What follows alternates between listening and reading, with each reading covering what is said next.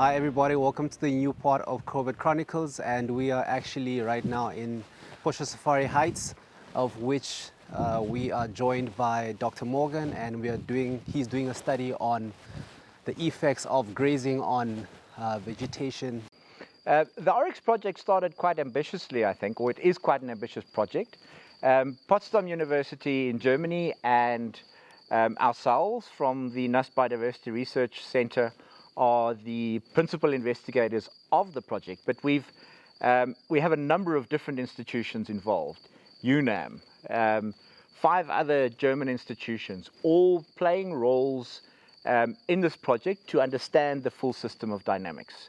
So we have hydrologists, and those hydrologists come out and work with botanists because there is an interaction there. So it's fantastic that we have German students and Namibian students and German and Namibian researchers working together. We're dealing here with a project that's really quite ambitious in looking at multiple aspects, multiple scientific disciplines coming together to try to monitor an entire ecological systems and what drives the movements of wildlife, particularly the herbivores, the primary consumers, on a savanna landscape like we have here in Etosha, the Etosha area, should I say. Ecology, remember, is about interactions. Interactions between the soil, the air, the plants, the animals. You can doctor as many animals as you like. If they are dying of hunger, you're not going to make a difference. So it's important that we maintain these healthy ecosystems, and the wildlife are a result. The wildlife are not actually what we're conserving. We're conserving the system. The services that that ecosystem is providing is growing the wildlife, which means we can have all these products for people on it. I'm the principal of what's called the Biodiversity Research Center at NUST, and our main goal is to use postgraduate research, master's and PhD research, to answer conservation questions. MET, veterinarians, conservancies, give us your research questions. What do you need to know? And we will link students to that, and that usually comes with funding, which is nice because to study is expensive. And then we answer some of these questions. So one of the questions here is the whole movement of wildlife, but it fits into a broader role because we've got decisions and management of Etosha Heights. We've got different management type national park. We've got some game farms with wildlife around here, which are making decisions based on their small unit of land. We've got the concession, and we've got conservancies. So our main hypothesis is that the different management types is resulting in a different impact on the ecosystem, the productivity of the ecosystem, and also the general biodiversity. But what about total biodiversity? Plants, insects, birds. Does that management also lead to an increase in general biodiversity? And that's one of the questions that we're answering in this program. So we have botanists working with us. We've got ornithologists working with us. We've got entomologists. And the wildlife people like myself and my students, we do the easier stuff. And we are measuring it in all these different landscapes. The School of Veterinary Medicine is now into its 7th year, and it was very much a course that started with the intent of addressing the needs of Namibia. And because Namibia has, as we all know, a very important wildlife presence, both in terms of its economic and its ecological importance, it was a very wise decision on behalf of the university to incorporate into the School of Veterinary Medicine's standard undergraduate curriculum a 3-modular course on wildlife clinical studies. And the students are encouraged to think of wildlife in a similar vein to which cattle and other livestock are of an importance in this country. And so the course is really at a basic level to give them enough information and skills to deal with the wildlife issues from a veterinary perspective. And having gone through the basic ecology of animals, wild animals, we go through some of the management of wildlife, then we start looking at the chemical immobilization And then in their final year, those that are really interested and those that are keen to go forward with a professional future in the area to do this wildlife clinical studies, which is what we're doing now with the elective. And here they actually get their hands on the animals, they actually do a lot of the work themselves.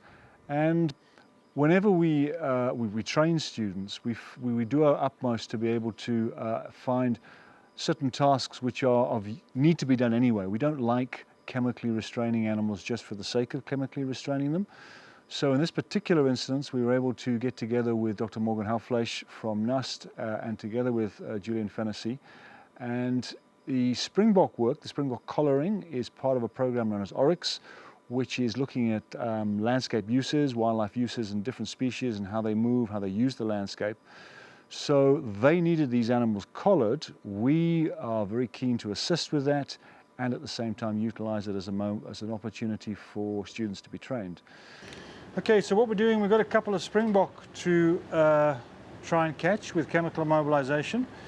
So we're just loading up the darts now to go and catch those. We're using a combination of drugs, and we're going to use a mixture of 3 different drugs: ketamine, azaparone and thiofentanil. And we're just loading those into the small little darts to be able to do that.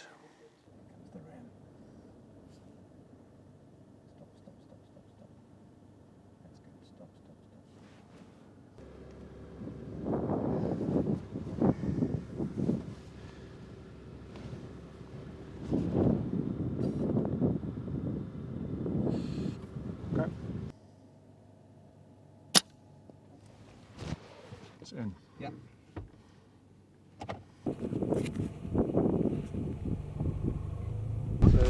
Okay, who's got the respiration? Someone give me the respiration. 19. Okay. Accuracy 50%. 50, just press on it again till it goes under 10. 4%, that's good. Okay, next. 6. Yeah, looks How's about that, right. Mark? That's fine. Looks good. Who's doing the pulse oximeter? Where's the pulse oximeter? Do it, man. And quite purple. Can So I net say just check what happens over time. Wil any? Okay, 6 ja, okay, wil nie decimal daai. 7 seconds. Respiration, keep an eye on it. Take your. So we're just collecting all the metadata, which we've made a little app for the phone that prompts you what to measure and what to take. So you do it all from the phone. Respiration. Respiration is 16. Temperature? So someone might want to help with the measuring. Is there someone that can help with that? Put that in there. In inches, right? No, centimeters. Hang on. That's right horn length.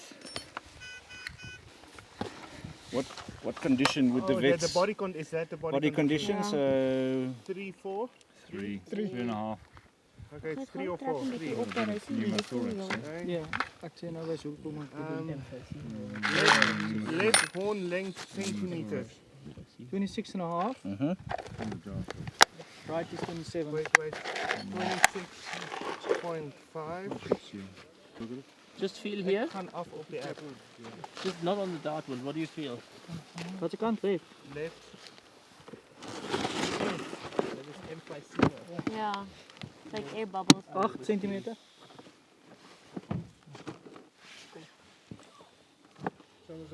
Do I say something about the emphysema? Just turn it back on the stomach. That should go on the record sheet. Yep. Just turn Just it on the back on right the hand stomach, side, you've got a bit of emphysema. Let's just put it back on the stomach. Okay, we're done. Morgan, are you done? I'm done. Okay, yeah, Kobus, here's a syringe, off you go. I'm done. Thanks very much. What do you need me to do? Just sit there. We're going to you can take those ear pluggies out. Let's just remove all the equipment. Hang on, so what we're going to do is we're going to inject it, then we're going to move all behind the animal, please. You can just keep those eye covers on until we're finished. Jugular. Or ear. Or back leg. In springbok, back leg works quite well. Oh yeah, you battle with the ear. I think that needle's a little bit big for the ear. You can try on the jugular. Yeah, if you just pull out the back leg, it's a nice vein. Just turn it over. Oops. All right. There we go. There's a nice name for it. Okay, wait, before you do that, okay, just take the thermometer out, please. All right, okay. We're going to inject in the back lane. Can okay. I? You can Yeah. go, yep. 1754. There's no 755. Okay. Jay. Antidote is going in. Head cover off, please. 90 seconds. Yeah, 755. Okay, just...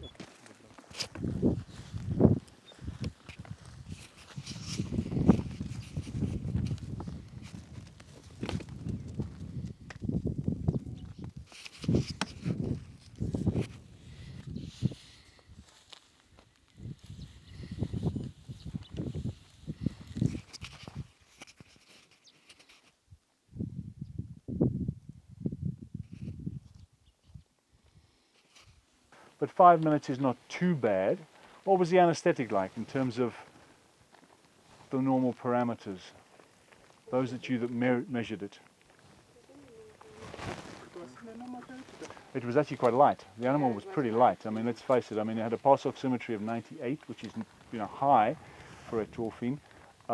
It probably, because it went in the chest, didn't get a wonderful dose. It's quite a short needle, so I suspect it didn't get a full dose. So, as far as the anaesthetic was concerned, not too much of a problem. The emphysema, going to be an issue? Might be. Probably it's a small hole. It's a short needle. It's a small hole. It'll almost certainly seal itself off. It shouldn't be too much of a problem. Particularly once it wakes up, it'll settle down. It's still quite dozy. Why is it still a bit dozy? Oh, you done? That's a J protocol. That's the J protocol. Tell me about the J protocol. Why is it still a bit dozy, guys? The azapron, it's got 20 milligrams of azapron in it. Well, it probably hasn't got a full 20, but it's certainly got 10 or 15. What else? Ketamine. Half-life of ketamine? 11 minutes. Zapron. Zapron's quite a bit longer. It's 2 to about 4 3 hours. hours, It's about 3 to 4 hours. So that's why it's a wee bit dozy. Collar looks good. Morgan. Where'd he go? Morgan, vanished. Morgan, happy with the collar? Sorry? Happy with the collar? Very happy. Yeah, looks good. All right, doctor. Thanks for the afternoon. I mean, this afternoon we managed to dot at least one springbok, but I think it's just run us through exactly what we're doing today. So the aim of the exercise was to collar a springbok, and we didn't exactly get the first few. It was fairly challenging, partly because it was quite windy, as you noticed. Certainly to begin with, until about an hour ago, it was quite windy, which always makes it more interesting. The animals are somewhat more nervous, and obviously the darts don't fly quite straight. But eventually we were lucky, and we managed to get one. Yeah, it went down pretty well. It was quite wide awake. Got the collar on, and it looks good. It's a sort of nice mature female, about 5 years of age. So it should be fine. We were working in between 45 and 60 meters, which is quite a long way for a darting, but one's better than none. Yeah. So tomorrow on we'll be looking at more springboks, or No, I think tomorrow the helicopter's going to be here, so tomorrow we'll switch, certainly to begin with, to kudu and eland. Thank you very much for viewing today, and let's stay tuned for this program. We'll be dating other animals and more to see.